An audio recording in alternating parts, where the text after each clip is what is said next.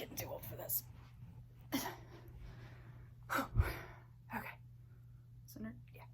Hi, it's Natalie Locke. Figured I would let y'all see what I have to go through to sit on the floor and talk to you. But as you know, that's not what we're here to talk about. We're here to talk about writer's block. I saw a quote about writer's block and it just really spoke to me. And it was about writer's block is when your imaginary friends refuse to speak with you. And I can relate to that on such another level, because I remember when I was writing my first novel, I'm writing it and my outlines were like 5 chapters ahead, and I knew the ending, but I kind of just knew about 5 chapters ahead on what was going to happen. It was the big things, not like details and conversations that kind of evolved. And as I'm writing, somehow a girls' night ended up being planned by my main character. That was a new one for me, and that was the first time that I felt like a writer. Even though I was like, hell, I think that came in chapter like 12 or something, and I've already written 12 chapters, and then I finally felt like a writer. So if I didn't have that, where my imaginary friends were not speaking to me, it'd be really tough. And I've had some tough situations, but I've been able to work through it. And that's kind of where my mindset is in regards to writer's block. 1, I think it exists. 2, I think it's kind of like how a horse speeds up when they go uphill.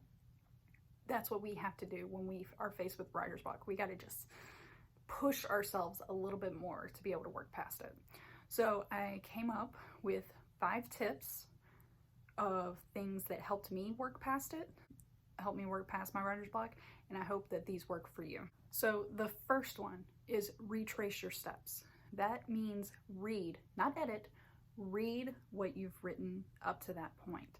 You might be able to retrace your steps and realize that there was a fork in the road and you took the wrong way at one point. Like, anyone remembering the R.L. Stine books where you could choose your destiny? I was that person that would hold my place with my finger, thumb to where I planned to go next, and if I died, I'd retrace my steps back to my original spot and try to choose the path where I lived. So that's what you got to do with your work, is apparently you flip to the wrong page in your choose your own destiny situation. I am also a big advocate in having a trusted friend or trusted agent, critique partner. And when I say agent, I mean a person, not your literary agent, because not everyone has a literary agent yet. I don't. But for me, it's going to sound juvenile, but my mom is really awesome. I'm in my 30s and I still call my mom when it comes to my writing, because she has given me so much guidance. And of course, I admit, a lot of her references are books that came out in the 80s. But it's still helpful in getting my mind where my characters were going to go and get to that end result. So the first point is retrace your steps. You might find where you went astray. Second, you might need to take a break. Now, this could be a full break, like completely a break from writing, or it could be a partial break in the sense of you're changing what you're working on. You're still writing, but you're changing what you're working on. Kind of, it's like cleanse the mental palette. Even then, you could still talk to that trusted friend, and when you have this fogginess of like where to now, they might be able to shine a fog light on it and let you know, hey, that looks like it's headed that way. You're like, oh yeah, so it does. So either taking a break or retracing your steps are just 2 of the 5 options that I got for you. Don't worry, there's 3 more. If you're sitting there looking at me going, I've done that already, didn't work, maybe these next few will.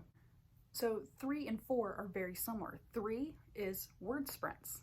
Just get it on the page. Don't worry about comma splices. Don't worry about run-on sentences. Don't worry about making sure you have the right pronouns, making sure you actually have character names. Maybe you just need placeholders. Just get it on the page and you might come up with an idea, which is very similar to stream of consciousness. Stream of consciousness, though, is usually tied to first thing in the morning.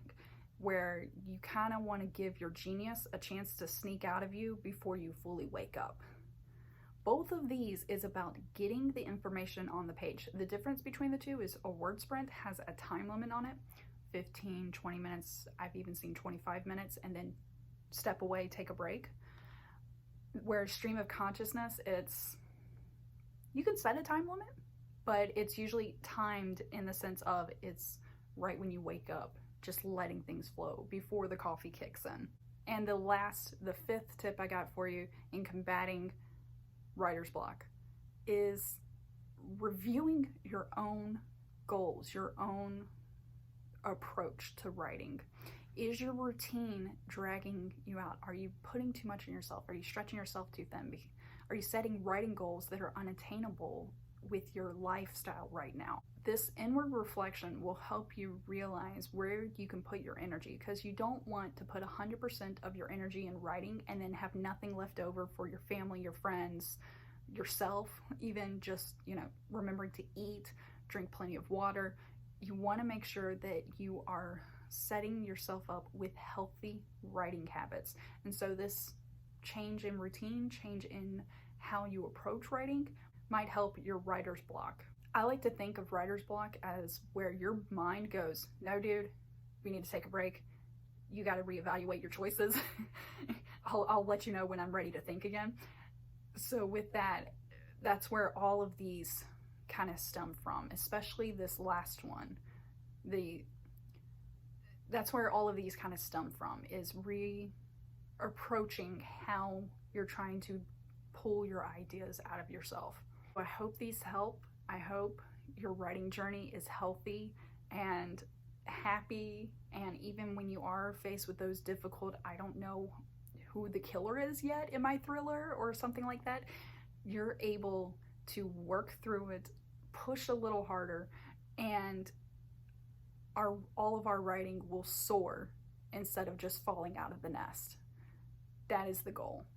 I know there's other things that can help out there, but I try to consolidate into a short list and specifically tying into things that have helped me, because I used to not do stream of consciousness and now I've started doing that. And my genius has, snuck out once or twice.